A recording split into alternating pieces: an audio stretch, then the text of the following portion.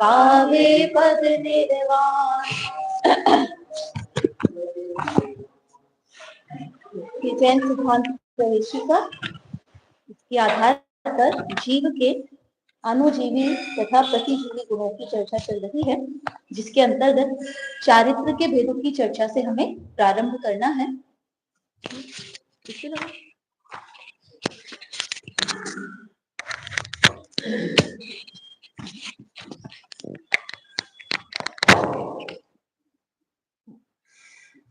चारित्र के भेदों के माध्यम से चर्चा हम प्रारंभ करते हैं। कल हमने देखा था चारित्र की परिभाषा बाह्य और अभ्यंतर क्रिया के निरोध पूर्वक आत्मा की विशेष शुद्धि को चारित्र कहते हैं। इस चारित्र को स्वरूपाचरण चारित्र, निश्चलता, वीतरागता, साम्य, धर्म और चारित्र, ये अन्य इसके नाम जो है वो पाए जाते हैं। जब आत्मा के चारित्र गुण की शुद्ध पर्याय उत्पन्न होती है, तब बाह्य और अभ्यंतर क्रिया का यथासंभव निरोध होता है। अर्थात जैसे जैसे चारित्र वृद्धि को प्राप्त होता है, उतनी उस योग्यता के अनुसार उस रूप बाह्य और अभ्यंतर क्रिया का निरोध होता जाता है। जैसे अगर कोई जीव चतुर्थ गुण स्थान में है, तो चौथे गुण स्थान के योग्य जो चारित्र है, उस योग्यता के आधार पर उस अनुसार बाह्य और अभ्यंतर क्रिया का निरोध होगा। वही जीव जब पंचम गुण स्थान में पहुंचता है, तो उसकी बाह्य और अभ्यंतर क्रिया थोड़ी और बदल जाती है और उसका निरोध होना प्रारंभ होता है। जैसे चौथे गुण स्थान में हम देखें तो कौन सी क्रियाओं का निरोध है? सामान्य से देखें तो अभक्ष, अनीति, अन्याय। तो चौथे गुण स्थान में इन जो क्रियाएं हैं, बाह्य अभ्यंतर, दोनों अभ्यंतर क्रियाओं का तो के आधार पर ही गुण स्थानों का विवेचन है। गुण स्थानों का जो अंतर है वो चारित्र की अपेक्षा से ही मुख्य रूप से किया गया है। तो अभ्यंतर क्रिया का जैसे जैसे निरोध होता है, उसी के आधार पर गुण स्थान क्या होते जाते हैं? बढ़ते जाते हैं, वृद्धि को प्राप्त होते जाते हैं। हाँ, 25 दोषों का अभाव भी हम ले सकते हैं। और बाह्य में अर्थात अभ्यंतर क्रिया जो निश्चय रूप क्रिया है, उस निश्चय रूप क्रिया के साथ व्यवहार में अर्थात बाह्य में भी कुछ क्रियाओं का निरोध दिखाई देता है। ऐसा भी हो सकता है कि बाह्य में किसी क्रियाओं का निरोध ना हो, परंतु अभ्यंतर क्रिया का निरोध हो चुका हो, तो निश्चय से तो उसकी क्या हो रहा है? निरोध चल ही रहा है। और ऐसा भी हो सकता है कि बाह्य में तो निरोध दिखाई दे, परंतु अभ्यंतर क्रियाओं का निरोध अभी नहीं हुआ है, तो अभी वो चारित्र रूप जो शुद्धि होनी चाहिए वैसी शुद्धि नहीं हुई है। ठीक है, चलिए फिर इसके बाद हम चारित्र के भेदों की चर्चा पर चलते हैं। 4 प्रकार के भेद हैं। अब योग और कषाय किसके आधार पे? हाँ, वही हमने कहा ना कि जो गुण स्थानों का विवेचन है वो अभ्यंतर क्रिया के आधार पर ही है। जितना भी जो गुण स्थानों की वृद्धि हो रही है, आगे आगे के जो गुण स्थान बन रहे हैं, वो अभ्यंतर क्रिया के निरोध पूर्वक ही बन रहे हैं। चौथे गुण स्थान में जो निरोध हुआ, उससे और अधिक निरोध होने पर पंचम आएगा, और उससे अधिक होने पर छठा आएगा, और अधिक कषायों में जैसा जैसा निरोध होता जाएगा, योग का निरोध ऊपर, जहां पे सारी कषायों का निरोध हो गया है, अब वहां पे किस निरोध के आधार पर गुण स्थान वृद्धि या गुण स्थानों का विवेचन होगा? तो वहां योग बचा है, तो योग के अनुसार होगा। मतलब मुख्य रूप से हम देखें तो पूरा जो गुण स्थान का विवेचन है वो योग और कषाय के आधार पर ही किया गया है। और जो हमारी परिभाषा आती है तो उसमें भी यही कहा गया, चारित्र गुण की जो मोह तारतम्य रूप जो अवस्था होती है, उसे गुण स्थान वहां पे कहा गया है। तो इस आधार पर हम देखते हैं कि अभ्यंतर क्रिया, बाह्य और अभ्यंतर क्रिया के निरोध पूर्वक ही चारित्र में वृद्धि प्राप्त होती है, और जैसे जैसे इनमें निरोध बढ़ता जाता है, वैसे वैसे शुद्धता भी बढ़ती जाती है, शुद्धता में भी वृद्धि होती जाती है। देखिए 4 प्रकार के यहाँ पे चारित्र कहे हैं। पहला है स्वरूपाचरण चारित्र, दूसरा देश चारित्र, तीसरा सकल चारित्र, चौथा यथाख्यात चारित्र। इनकी परिभाषा हम देखते हैं। शुद्धात्मानुभवन से अविनाभावी विशेष चारित्र को स्वरूपाचरण चारित्र कहते हैं। इसकी और विशेष परिभाषा हमें फुटनोट में मिलती है। सम्यक्त्व से अविनाभावी होने के कारण इसे व्यवहार से सम्यक्त्वाचरण चारित्र भी कहते हैं। यह चौथे गुण स्थान से ही अनंतानुबंधी कषाय के अभाव में प्रकट होता है। इसके सद्भाव में 8 अंगों का पालन, 8 शंकादि दोष, 8 मद, 6 अनायतन और 3 मूर्ताओं का त्याग होता है। जीव के भाव प्रशम, संवेग, अनुकंपा और आस्तिक्य से युक्त होते हैं। सबसे प्रथम रूप में जब जीव को अपने स्वरूप का अवभासन होता है, उस स्वरूप के अवभासन सहित जब बाह्य और अभ्यंतर क्रिया का निरोध होता है, उसी का नाम क्या कहा गया है? स्वरूपाचरण चारित्र। या हम कहें अपने स्वरूप के अवभासन सहित बाह्य अभ्यंतर क्रिया के निरोध पूर्वक स्वरूप में जो चरण होता है, स्वरूप में जो आचरण होता है, स्वानुभूति होती है, अनुभूति होती है, स्वरूपे चरणम चारित्रम, उस रूप जो अगर हम परिभाषा देखें तो स्वरूपाचरण चारित्र की परिभाषा घटित होती है। ये किसका अविनाभावी होता है? सम्यक्त्व का, अर्थात सम्यक्त्व के साथ ही होता है। अगर सम्यक्त्व नहीं है तो चारित्र भी प्रकट, स्वरूपाचरण चारित्र भी प्रकट नहीं होता। तो देश चारित्र प्रकट हो सकता है क्या? नहीं, क्योंकि पहले स्वरूपाचरण चारित्र है, फिर देश चारित्र है। अगर स्वरूपाचरण चारित्र पे ही नहीं पहुंचे हैं तो देश चारित्र तक भी नहीं पहुंच सकते। ठीक है, ये जो स्वरूपाचरण चारित्र है, ये किसे प्रकट हुआ है?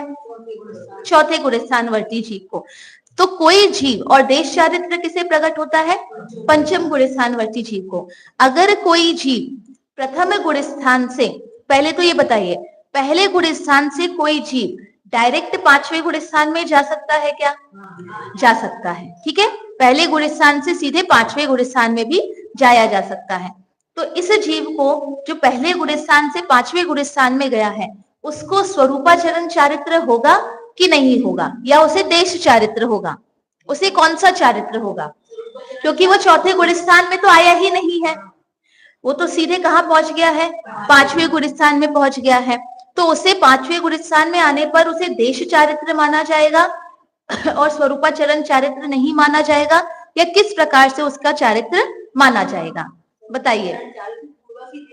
बिल्कुल, स्वरूपाचरण चारित्र पूर्वक ही देश चारित्र है, लेकिन ये जीव तो चौथे गुण स्थान में गया ही नहीं है। तो पूर्वक का जो कहेंगे अर्थ है वो कैसे घटित होगा? जैसे हम कहें कि अगर दूसरी कक्षा पास करके ही तीसरी कक्षा में जाते हैं, ठीक है, लेकिन अगर कोई बच्चा बहुत इंटेलिजेंट हो तो पहली कक्षा से उसको किसमें अपग्रेड कर देते हैं? कई बार छोटी क्लासेस में ऐसे कर दिया जाता है कि वो सीधे किसमें पहुंच गया?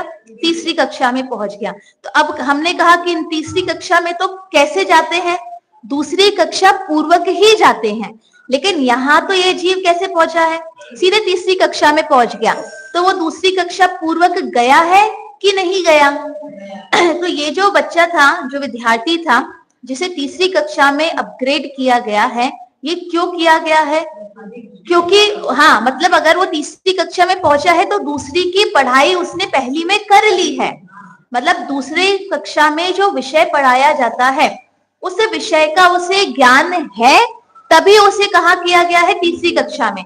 अगर उसे दूसरी कक्षा का ज्ञान ना हो तो उसे तीसरी कक्षा में किया जा सकता है कि नहीं? तो हो सकता है वो दूसरी कक्षा में पढ़ाई करके ना गया हो, लेकिन दूसरी कक्षा की पढ़ाई या उसके ज्ञान सहित ही वह वहां पे गया है। उसने दूसरी कक्षा की पढ़ाई पहली कक्षा में ही कर ली, इसलिए उसको सीधे कहाँ भेज दिया? तीसरे में भेज दिया। ऐसे ही जो पंचम गुण स्थानवर्ती जीव है, उस जीव ने पहले गुण स्थान में ही 2 कषाय चौकड़ी का अभाव कर लिया। मतलब जो काम उसे दूसरे गुण स्थान, चौथे गुण स्थान में करना चाहिए था, वह कार्य उसने प्रथम गुण स्थान के अंतर्गत ही करके वो सीधे कहाँ पहुंच गया है? 5वें। तो अगर 5वें में पहुंचा है तो दूसरी कषाय चौकड़ी के अभाव पूर्वक नहीं पहुंचा, दोनों कषाय चौकड़ी के अभाव पूर्वक पहुंचा है। अगर हम चौथे गुण स्थान में जाते हैं तो अनंतानुबंधी कषाय चौकड़ी का अभाव करके जाते हैं, और अगर पंचम गुण स्थान में जाते हैं तो अप्रत्याख्यानावरण कषाय का अभाव करके जाते हैं। तो जो जीव प्रथम गुण स्थान से 5वें में गया है, वो अप्रत्याख्यानावरण कषाय के अभाव पूर्वक नहीं गया, वो अनंतानुबंधी और अप्रत्याख्यानावरण कषाय के अभाव पूर्वक गया है। इसलिए पंचम गुण स्थान में स्वरूपाचरण सहित उसे देश चारित्र हो रहा है। और वैसे भी देश चारित्र व्यवहार चारित्र ही कहा गया है, क्योंकि उसमें बाह्य में जो पंच अनुव्रतों का पालन होता है उसी आधार पर उसे देश चारित्र नाम दिया गया है। वास्तव में अंतरंग में तो स्वरूपाचरण चारित्र ही कार्य कर रहा है। ये स्वरूपाचरण चारित्र 6वें 7वें में भी कार्य कर रहा है और आगे भी कर रहा है। यही स्वरूपाचरण चारित्र की पूर्णता ही, या कहें पूर्णता ही कह सकते हैं, यथाख्यात चारित्र में परिवर्तित होती है कि स्वरूपाचरण चारित्र में अभी भी कुछ कषाएं जो हैं उनका अंश बाकी है, लेकिन यही स्वरूपाचरण चारित्र जब यथाख्यात चारित्र में परिवर्तित होता है तो जैसा शुद्ध चारित्र होना चाहिए उस रूप में हो जाता है कषायों रहित। ठीक है, इस अपेक्षा से ये भेद यहाँ पर हम समझ सकते हैं। सम्यक्त्व से अविनाभावी होने के कारण इसे व्यवहार से सम्यक्त्वाचरण चारित्र भी कहते हैं। स्वरूपाचरण चारित्र का दूसरा नाम क्या है? सम्यक्त्वाचरण चारित्र, क्योंकि सम्यक्त्व सहित ही यह होता है, सम्यक्त्व का अविनाभावी है। यह चौथे गुण स्थान से ही अनंतानुबंधी कषाय के अभाव में प्रकट होता है। इसके सद्भाव में 8 अंगों का पालन, निशंकादि 8 अंगों का पालन, 8 शंकादि दोष का निवारण, 8 मद, 6 अनायतन और 3 मूर्ताओं का त्याग होता है। और 4 प्रकार के भाव प्रकट होते हैं, प्रशम, संवेग और अनुकंपा, आस्तिक्य। ये जो भाव हैं ये उनके प्रकट ये 4 प्रकार के जो भाव हैं ये इस स्वरूपाचरण चारित्र में प्रकट होते हैं। तो ये जब प्रकट होते हैं तो ये चौथे गुण स्थान में छूट नहीं जाते, इनके साथ ही जीव पंचम गुण स्थान में जाता है। जिस बच्चे ने दूसरे क्लास में पढ़ाई की है उस क्लास की पढ़ाई को भूलकर वो तीसरी कक्षा में नहीं जाता, उस पढ़ाई के ज्ञान सहित वो तीसरी कक्षा में जाता है, तब तो वो आगे का पढ़ पाता है। पहली कक्षा में उसने 2 और 2 4 पढ़े हैं, अब अगली कक्षा में 2 और 2 4 और 2 मिलकर 6 बनते हैं। तो अगर वो 2 और 2 4 भूल जाए तो 6 भी वो नहीं बना पाएगा, तो उसके ज्ञान सहित वो अगली कक्षा में जाते हैं। ऐसे ही इन चारित्र सहित अगले गुण स्थानों में जीव जाता है। अगला देखिए, देश चारित्र किसे कहते हैं? श्रावक के व्रतों अनुव्रतों को देश चारित्र कहते हैं। नीचे और इसकी विशेष व्याख्या समझते हैं। निश्चय सम्यक दर्शन सहित अनंतानुबंधी तथा अप्रत्याख्यानावरण कषायों के अभाव पूर्वक आत्मा में चारित्र की आंशिक शुद्धि प्रकट होती है, वह निश्चय से देश चारित्र है। इस आंशिक शुद्धि के साथ श्रावक दशा में व्रतादि रूप शुभ भाव होते हैं, वहां शुद्ध निश्चय देश चारित्र से धर्म होता है और व्यवहार व्रतादिक से शुभ बंध होता है। निश्चय चारित्र के बिना सच्चा व्यवहार चारित्र भी नहीं हो सकता है। अगर कोई जीव 5 अनुव्रतों का पालन करे और अंतरंग में सम्यक्त्व की प्राप्ति नहीं की हो तो उस जीव के, अच्छा मुझे बताइए, अगर किसी जीव ने एक कषाय चौकड़ी का अभाव किया है और 5 अनुव्रतों का पालन कर रहा है तो उसके कौन सा चारित्र है?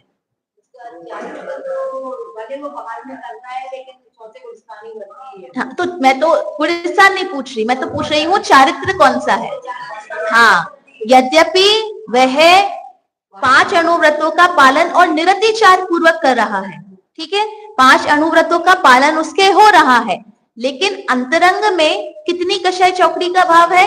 मात्र 1 कषाय चौकड़ी का भाव है, तब भी उसके चारित्र को देश चारित्र नाम नहीं मिलेगा, क्योंकि देश चारित्र नाम मिलता है जब निश्चय से 2 कषाय चौकड़ी का अभाव होगा। मतलब 2 कषाय चौकड़ी के अभाव पूर्वक जो निश्चय में या जो अंतरंग में आत्मा की शुद्धि या चारित्र की शुद्धि प्रकट हुई है वो निश्चय से देश चारित्र है। और अगर निश्चय से देश चारित्र प्रकट नहीं हुआ है तो व्यवहार से भी देश चारित्र नाम नहीं मिलेगा, तो उसके गुण उसके चारित्र को कौन सा नाम मिलेगा? स्वरूपाचरण चारित्र ही नाम मिलेगा। तो यह जो बाह्य में आंशिक शुद्धि भी नहीं आई इसी अपेक्षा से, क्योंकि 5 पापों से जैसी निवृत्ति होनी चाहिए। यद्यपि चौथे गुण स्थानवर्ती जीव भी 5 पाप रूप प्रवृत्ति नहीं कर रहा, लेकिन 2 कषाय चौकड़ी के अभाव पूर्वक जैसी निवृत्ति होनी चाहिए वैसी निवृत्ति नहीं होने के कारण उसको वो आंशिक शुद्धि भी नहीं कही गई है। लेकिन अनीति, अभक्ष्य, अन्याय, अनीति और ये जो 25 इत्यादि जो दोष है उनके अभाव पूर्वक जितनी शुद्धि प्रकट होनी चाहिए उतनी शुद्धि उसके प्रकट है ही। ठीक है, तो कोई प्रश्न? हाँ चलिए, कुछ पूछ रहा था कोई? हाँ, तो यहाँ पे इसी को हम समझने का प्रयास करेंगे। अगर अंतरंग में निश्चय से जो चारित्र प्रकट नहीं हुआ है तो बाह्य क्रियाओं को भी व्यवहार चारित्र नाम नहीं मिलता।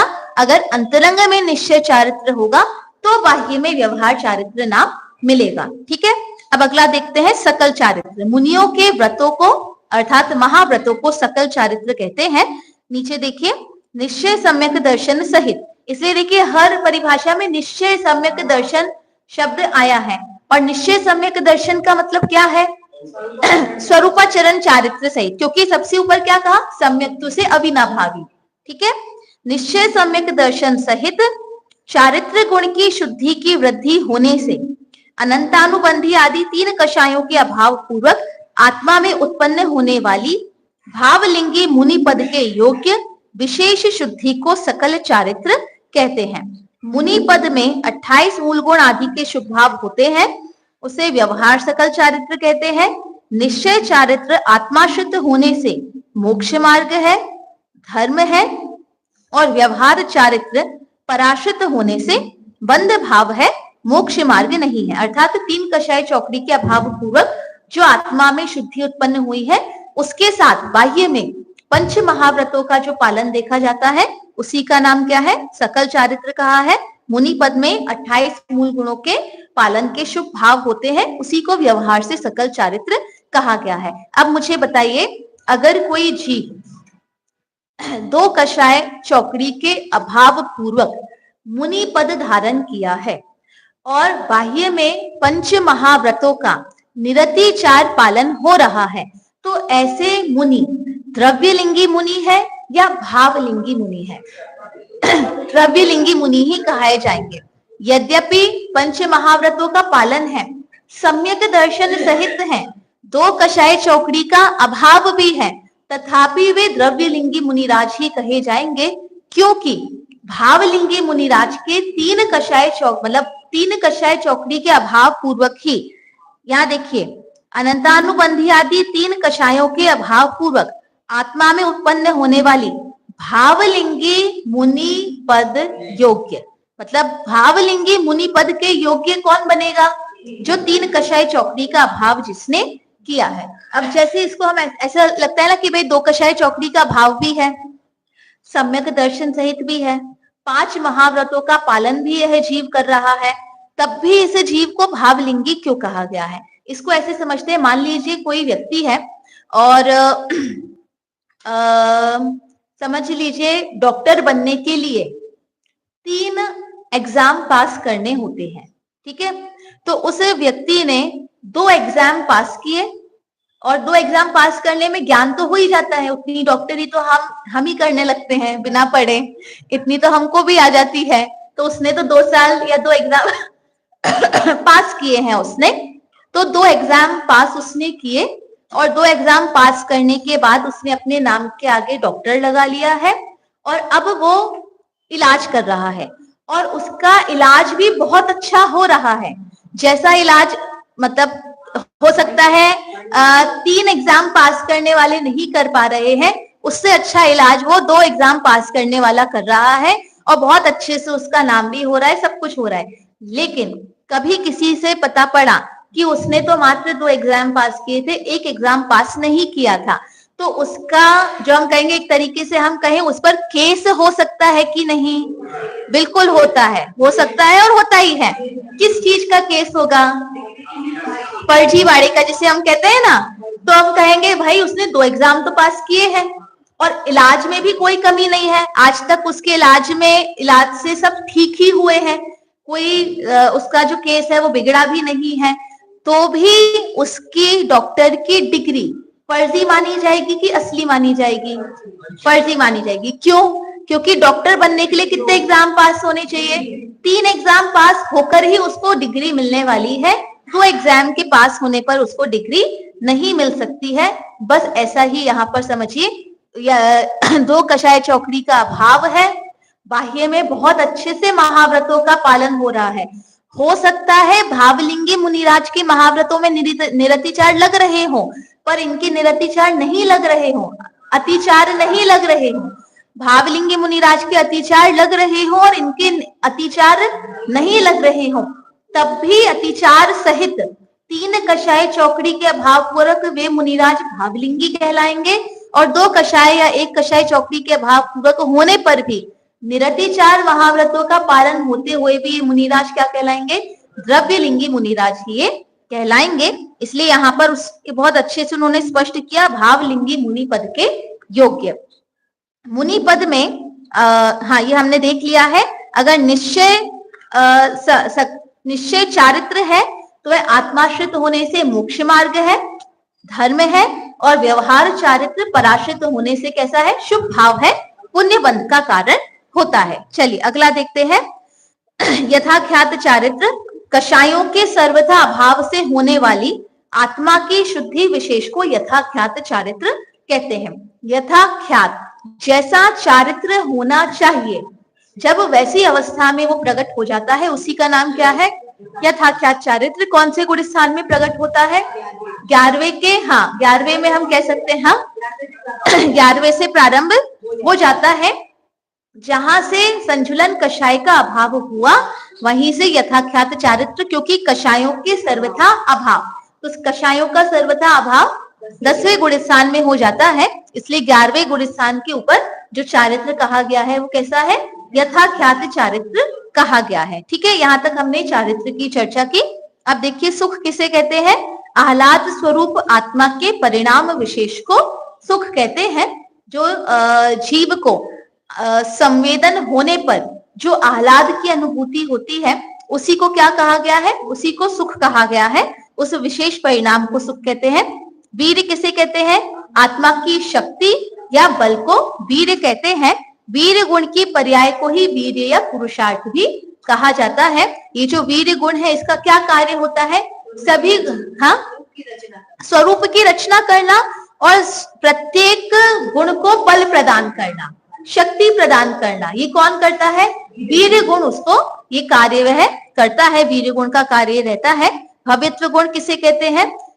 जिस शक्ति के कारण आत्मा में सम्यक दर्शन ज्ञान चारित्र प्रकट होने की योग्यता रहती है, उसे भव्यत्व गुण कहते हैं। 3 प्रकार के भव्य जीवों की भी चर्चा हमने देखी थी, निकट भव, दूर भव्य और दूरानुदूर भव्य।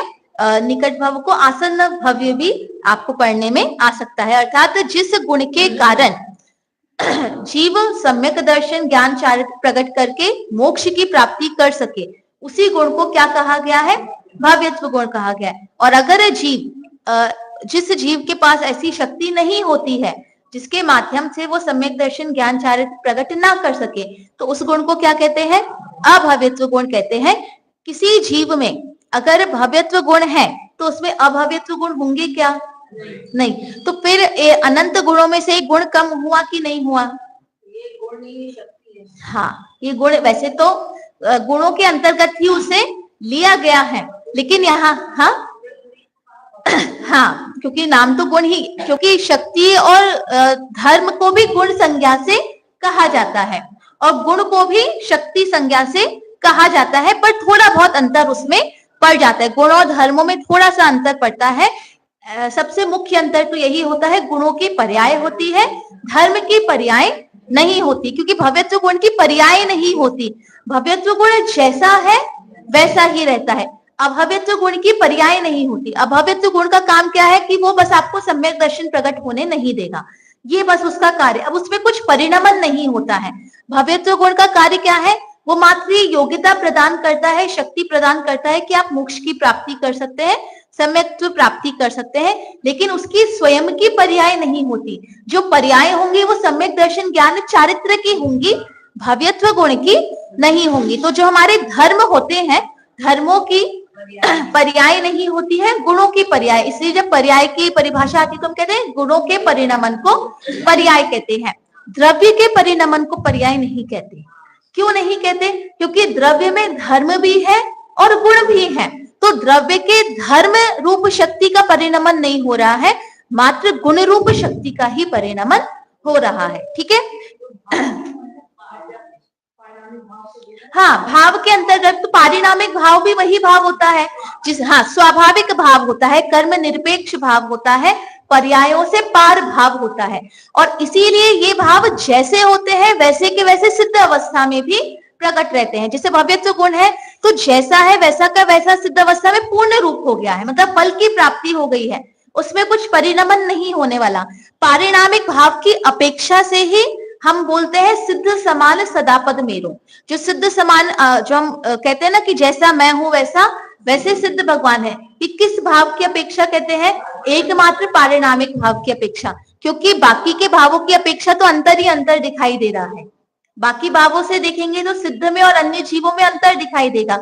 अगर उस अंतर को हटाना है या मिटाना है या अंतर रहित सिद्ध भगवान और अन्य जीवों को देखना है तो कौन सी दृष्टि से देखा जा सकता है? पारिणामिक भाव से ही देखा जा सकता है। तो यहाँ पे ये दो प्रकार के गुणों की चर्चा की, भव्यत्व गुण और अभव्यत्व गुण।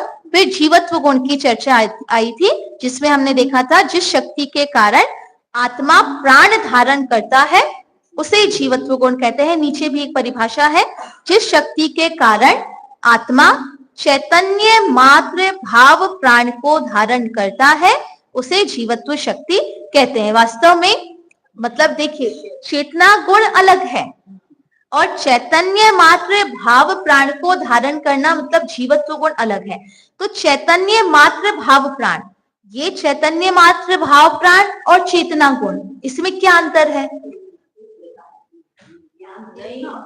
हाँ, वो तो है, बस बिल्कुल कारण कार्य का अंतर है। इसीलिए चेतना गुण की जब हम बात करते हैं, दर्शन चेतना ज्ञान चेतना, तो दर्शन चेतना ज्ञान चेतना दर्शनोपयोग और ज्ञानोपयोग से अलग है।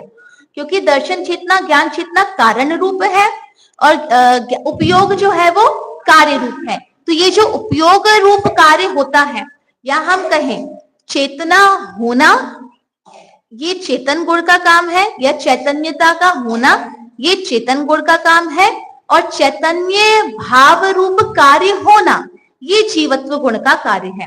जैसे इसको थोड़ा सा हम ऐसे समझते हैं कि जब कोई जीव बेहोश हो जाए या कोमा में चला जाए तो हम उसे क्या कहते हैं कि ये अचेतन जैसा हो गया है, जबकि उसके अंदर चेतना तो है, लेकिन वो अचेतन क्यों दिखाई दे रहा है? क्योंकि वो हलन चलन करता, आंखें नहीं खोला। कितने लोग तो 10-10 साल तक भी उसी अवस्था में रहते हैं, तो उनको मृत समान ही मान लिया जाता है। जैसे हम कहते हैं ना ब्रेन डेड, तो ब्रेन डेड जो जीव है, वो ब्रेन डेड जीव जीवित है कि डेड है?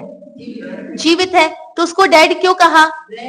हाँ, मतलब ब्रेन के कारण वो चलता, यद्यपि उसके सारे अंग काम कर रहे हैं, लेकिन ब्रेन नहीं होने के कारण वो अंग कार्य रूप परिणमित नहीं हो पा रहे जैसा कार्य उन्हें करना चाहिए। तो ये जो ब्रेन है ये जीवत्व गुण है, कि उसके कारण जो चैतन्य भाव धारण करता है, ये जो जीव है ये चेतन रूप दिखाई हमें देता है, जीवित हमें दिखाई देता है। किसके कारण? जीवत्व गुण के कारण।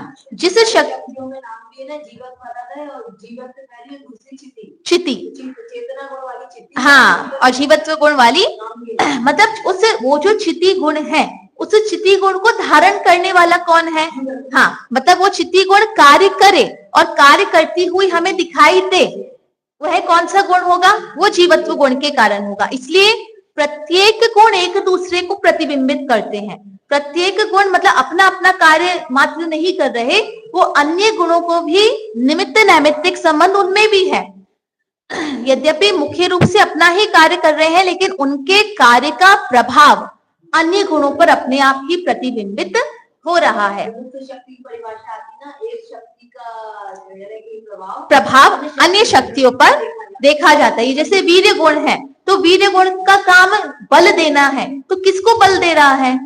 हाँ, मतलब अपने आप को बल नहीं दे रहा, अपने आप को बल देने के कारण अपने आप ही अन्य गुणों को भी क्या हो रहा है, बल मिल रहा है। ज्ञान गुण जान रहा है, किसको जान रहा है, सबको जान रहा है। सब में ज्ञान गुण का जो प्रभाव है वो हमें दिखाई दे रहा है। सुख गुण का अनुभव जो हो रहा है किस गुण से हो रहा है, नहीं, सुख गुण के कारण ही हो रहा है, लेकिन उस सुख गुण का प्रभाव प्रत्येक गुण पर पड़ रहा है। इसलिए कहते हैं जैसे जैसे ज्ञान बढ़ता है वैसे वैसे सुख बढ़ता है। लेकिन ये ज्ञान कैसा होना चाहिए, सम्यक दर्शन सहित।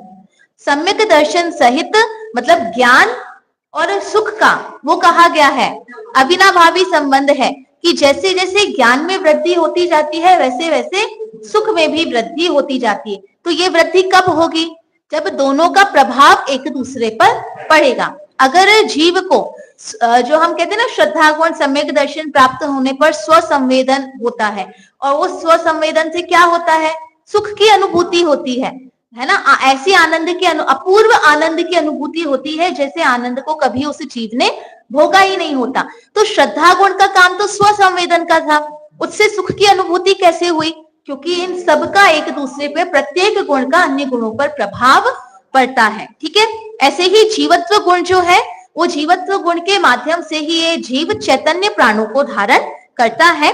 प्राण किसे कहे गए हैं, जिनके संयोग से जीव जीवन अवस्था और वियोग से मरण अवस्था को प्राप्त होता है उसे प्राण कहते हैं। व्यवहार से ये प्राण की परिभाषा मानी जाएगी। निश्चय से तो जो चैतन्य भाव है वही जीव के प्राण है, जिसके माध्यम से ये जीव अनादि अनंत जीता है, कभी मरता नहीं है, कभी मरण को या इसके जो वियोग है इसका वियोग आत्मा का नाश कभी भी नहीं होता है। कितने भेद है प्राण के, तो दो भेद हैं, द्रव्य प्राण और भाव प्राण। अच्छा, आप थोड़ा सा इसको और समझते, जो अभी मैंने एक बात कही कि जीवत्व गुण के कारण या निश्चय प्राणों के माध्यम से ये जीव सदा जीता है, उसका नाश नहीं होता। तो प्राणों के माध्यम से नाश नहीं होता कि अस्तित्व गुण के कारण नाश नहीं होता, अस्तित्व गुण के कारण जीवत्व गुण बना रहता है, क्योंकि अस्तित्व गुण का भी प्रभाव सभी पर। तो अस्तित्व गुण के कारण सब गुण भी कैसे रहेंगे, सतरूप रहेंगे, उनका भी कभी नाश नहीं होगा।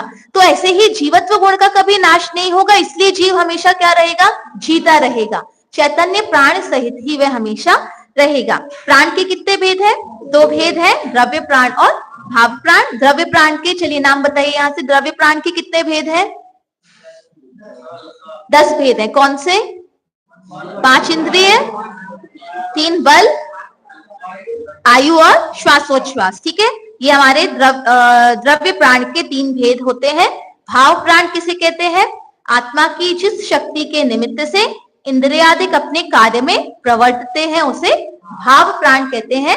क्योंकि यहाँ पे जैसे द्रव्य प्राणों के कहे इंद्रिया, मन, 3 प्रकार के जो बल है, आयु है और श्वासोच्छ्वास है। लेकिन ये सब कार्य कब करेंगे, जब अंतरंग में भाव प्राण कार्य करेगा तब इंद्रियां काम करेंगी, तब मन वचन काय जो बल है वो कार्य करेंगे। मतलब काया, अगर हमें काय बल से काया हिलती दिखाई दे रही है तो ये कब हिलेगी, कब कार्य कर रही है, जब अंतरंग में भाव प्राण कार्य रूप प्रवर्तन करेगा तो इंद्रियां कार्य रूप प्रवर्तन करेंगी, मन वचन काय भी कार्य रूप प्रवर्तन करेंगे। श्वासोच्छ्वास और आयु तो उस हिसाब से नहीं करती, पर भाव प्राण तब तक जब तक भाव प्राण रहेंगे तब तक आयु रहेगी, या कहें आयु जब तक रहेगी उस रूप भाव प्राण तब तक रहेंगे। फिर भाव प्राण अन्य आयु रूप प्रवर्तित हो जाएंगे, जो भी अन्य आयु होगी उस रूप में वो प्रवर्तित हो जाएंगे। किस जीव के कितने प्राण होते हैं, तो 1 इंद्रिय जीव के 4 प्राण होते हैं, 2 इंद्रिय जीव के 6 प्राण होते हैं, 3 इंद्रिय जीव के 7 प्राण है, चतुरिंद्रिय जीव के 8 प्राण है, असैनी पंचेंद्रिय जीव के 9 प्राण है, सैनी पंचेंद्रिय जीव के 10 प्राण है, अरहंतों के 4 प्राण है, अयोग केवली गुण स्थान में 1 प्राण है, सिद्धों के चैतन्य प्राण है। ठीक है, चैतन्य प्राण उनके कहे गए हैं। चलिए, भाव प्राण के कितने भेद है, तो भाव प्राण के 2 भेद है, भाव इंद्रिय और भाव बल। भाव इंद्रिय के कितने भेद है, तो जो इंद्रियों के 5 भेद है वही भाव इंद्रिय के भेद है। ऐसे ही भाव बल के कितने भेद है, जितने भेद बल के हैं वही भाव बल के भेद है, मनोबल, वचन बल, और कायबल। ठीक है, वैभाविक गुण किसे कहते हैं? जिस शक्ति के निमित्त से दूसरे द्रव्य का संबंध होने पर विभाव परिणति होती है उसे वैभाविक गुण कहते हैं। अर्थात यह जीव अगर मोहराग द्वेष रूप परिणमन कर रहा है तो उसे मोहराग द्वेष रूप परिणमन करने की योग्यता कौन देता है? वैभाविक शक्ति देती है या वैभाविक गुण देता है। अब ये जो वैभाविक गुण है ये जीव को मोहराग द्वेष रूप परिणाम कराता है क्या? नहीं, लेकिन मोहराग द्वेष परिणाम होने की योग्यता देता है।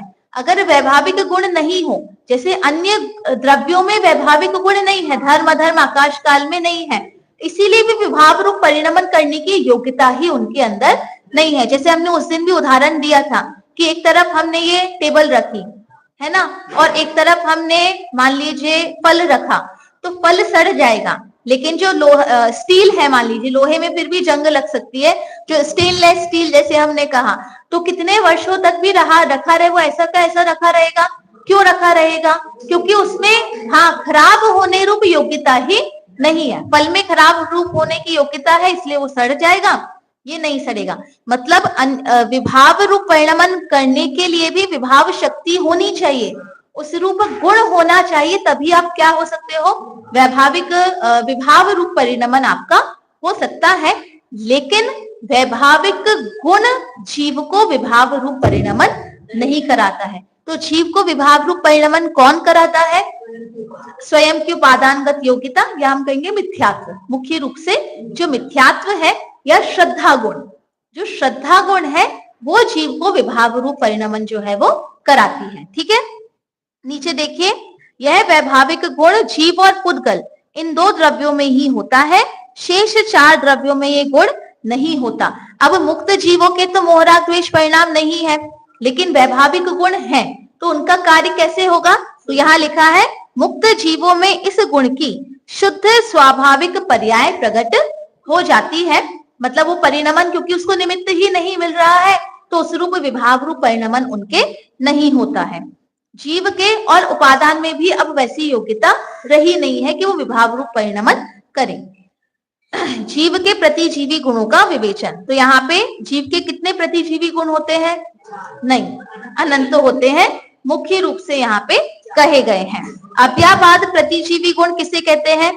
साता और असाता रूप आकुलता अर्थात वेदनीय कर्म के अभाव को अव्याबाद प्रतिजीवी गुण कहते हैं। मतलब अव्याबाद प्रतिजीवी गुण होने पर जीव को साता असाता रूप वेदन नहीं होता, या कहें जब तक साता असाता का वेदनीय कर्म का वेदन हो रहा है तब तक अव्याबाद गुण जो है वो प्रकट नहीं होता है। अवगाह प्रतिजीवी गुण किसे कहते हैं? परतंत्रता अर्थात आयु कर्म के अभाव को अवगाह प्रतिजीवी गुण कहते हैं। एक एक कर्म के, जो हमारे चार आघाती कर्म है, उनके एक एक कर्म के अभाव में ये प्रतिजीवी गुण प्रकट होते हैं। अगुरु लघुत्व प्रतिजीवी गुण किसे कहते हैं? उच्चता और नीचता गोत्र कर्म के अभाव को अगुरु लघुत्व प्रतिजीवी गुण कहते हैं। और सूक्ष्मत्व प्रतिजीवी गुण किसे कहते हैं? इंद्रियों के विषय रूप स्थूलता अर्थात नाम कर्म के अभाव को सूक्ष्मत्व प्रतिजीवी गुण कहते हैं। इस प्रकार से हमारा प्रथम अध्याय यहाँ पर समाप्त होता है। अब कल हम आपकी परीक्षा ली जाएगी। 5 प्रकार के प्रश्न हैं। एक है रिक्त स्थान पूर्ति करें, दूसरा हाँ या ना में उत्तर दें, सही या गलत में उत्तर दें, तीसरा भेद प्रभेद का प्रश्न है, चौथा विकल्पात्मक प्रश्न है, और 5वां हमारा है एक शब्द में उत्तर दें। हाँ, मतलब वो वाला उस टाइप का हटा दिया है और विकल्पात्मक में भी एक ही उत्तर सही है, एक से अधिक उत्तर सही नहीं है, और बहुत सरल प्रश्न है। ठीक है, उत्तर कठिन हो सकते हैं, प्रश्न सरल है। तो आप सभी तैयारी करके आए। जितने लोगों ने पिछली बार परीक्षा दी थी उतने सभी देंगे ही, क्योंकि उस हिसाब से हम प्रिंट आउट निकालें। वो फिर एक्स्ट्रा प्रिंट आउट ना रखने की समस्या हो जाती है थोड़ी, और वो धर्म की चीज होती है, वो भी इकट्ठी होती जाए तो कुछ काम की ऐसे रहती नहीं है। तो जितने होंगे उतने ही हम प्रिंट आउट निकालें इस अपेक्षा से। पिछली बार मैंने 30 निकाले थे, तो 30 ही इस बार निकाल लेती हूँ। है ना। 27 28 26 लोगों ने शायद एग्जाम दिया था और एक दो लोग लेके गए थे, पढ़ने के हिसाब से ले गए थे। तो मेरे ख्याल से उतने तो लोग अभी जितने है ना, कितने, हाँ 30 ही निकाल ले, अभी 26 है ना, तो इतने ही लोगों ने दिए थे और एक दो लोगों ने नीचे हाँ दिए थे उन्होंने। ठीक है चलिए, हाँ